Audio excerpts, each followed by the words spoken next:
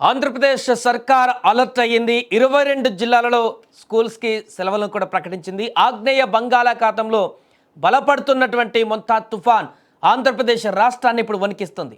ఇది మరింత బలపడి మరికొన్ని గంటలలో తీవ్ర తుఫానుగా మారేటువంటి అవకాశం ఉందని వాతావరణ శాఖ ఇప్పటికే హెచ్చరించింది. ఈ నేపథ్యంలో ఏపీ ప్రభుత్వం పూర్తి స్థాయిలో హై అలర్ట్ ప్రకటించింది. ముఖ్యంగా తీర ప్రాంత జిల్లాలలో అధికారులు అప్రమత్తంగా ఉండాలని, సహాయక చర్యలకు సిద్ధంగా ఉండాలని కూడా సీఎం చంద్రబాబు ఆదేశించారు. తుఫాను ప్రభావం దృష్ట్యా విద్యార్థులు, ఉపాధ్యాయుల భద్రతను దృష్టిలో ఉంచుకొని రాష్ట్రంలోని సుమారు 22 జిల్లాలలోని స్కూళ్ళు, కాలేజీలకు సెలవులు ప్రకటించారు. ఉమ్మడి కర్నూలుతో పాటు అనంతపురం జిల్లాలలో మాత్రం సెలవులు ప్రకటించలేదు. మిగతా జిల్లాలలో స్కూల్స్కి హాలిడేస్ ప్రకటించారు.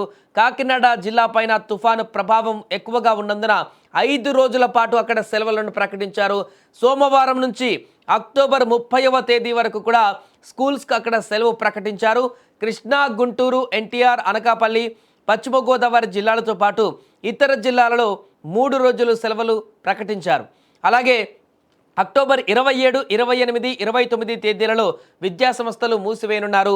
తుఫాన్ తక్కువ ఉండేటువంటి జిల్లాలలో 2 రోజులు మాత్రమే సెలవులు ఇచ్చారు.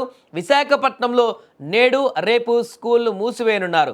ఇక తుఫాను ప్రభావం తర్వాత పరిస్థితిని బట్టి ఆ స్కూళ్లను హాలిడేస్ పొడిగించడమో లేదా తగ్గించడమైన దానికి సంబంధించిన డిసిజన్ తీసుకోనున్నారు. ఏదేమైనా కూడా ఆంధ్రప్రదేశ్లో వస్తున్నటువంటి తాజా మొంతా తుఫాన్ ఎఫెక్ట్ అయితే రాష్ట్ర వ్యాప్తంగా అందరినీ అలర్ట్ చేస్తుంది. ముఖ్యంగా తీర ప్రాంతాల్లో ఉండేటువంటి మత్స్యకారులను ఇప్పటికే అటువైపు వెళ్ళకూడదంటూ కూడా హెచ్చరికలు జారీ చేసింది.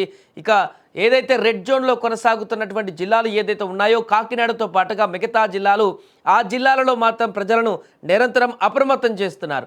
ఎందుకంటే అత్యధిక ప్రభావం ఈ యొక్క తుఫాను ప్రభావం ఆ జిల్లాలపైనే ఎక్కువగా ఉంది, ఆ ప్రాంతాలపైనే ఎక్కువగా ఉంది. కాబట్టి ఆ ప్రాంతంలో వచ్చేటువంటి ఈ తుఫాన్ ఎఫెక్ట్ ఏ మేరకు ఉంటుందనే దాన్ని కూడా అంచనా వేయలేకపోతున్నారు. ఒకవేళ భారీ స్థాయిలో కనుక వర్షాలు వచ్చినట్లయితే దాన్ని తట్టుకొని నిలబడేందుకు ప్రభుత్వం అన్ని రకాలుగా సిద్ధమైపోయింది.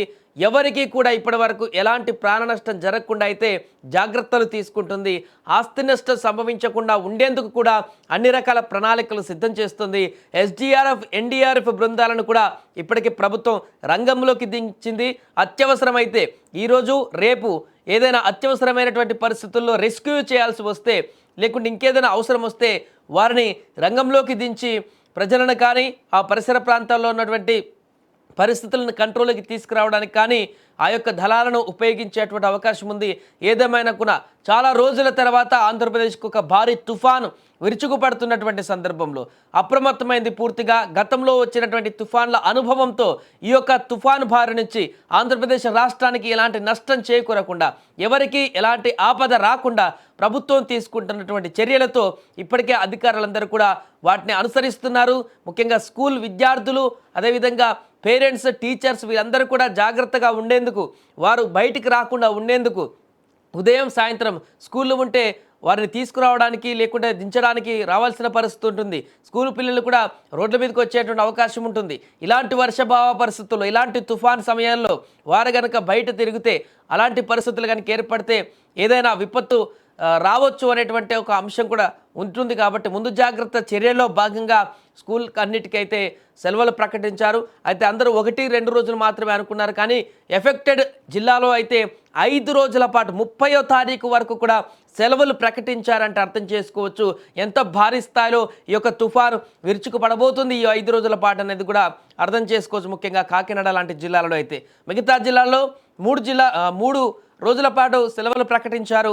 ఇక కర్నూలు, అదేవిధంగా అనంతపురం జిల్లాలో అయితే అక్కడ చాలా తక్కువ ప్రభావం ఉండడంతో అక్కడ ప్రస్తుతానికైతే ప్రకటించలేదు. బట్ ఈరోజు, రేపు అక్కడ వర్షాల యొక్క ప్రభావాన్ని బట్టి అక్కడ కూడా సెలవులు ప్రకటించేటువంటి అవకాశం లేకపోలేదు. ప్రభావం ఎక్కువగా ఉన్నట్లయితే ఆ తుఫాన్ ఇప్పటికి తీరం దాటుతుంది కాబట్టి దాని ఎఫెక్ట్ ఈ జిల్లాలకు కూడా కొనసాగితే అక్కడ కూడా నిర్ణయం తీసుకునేటువంటి అవకాశం ఉంది కలెక్టర్లకు. దానికి సంబంధించిన గైడ్ లైన్స్ కూడా ఇప్పటికే రాష్ట్ర ప్రభుత్వం నుంచి వెళ్ళిపోయాయి. ఏదేమైనా కూడా ఈరోజు కొంత జాగ్రత్తగా ప్రజలందరూ కూడా ఉండవలసిన అవకాశం ఉంది.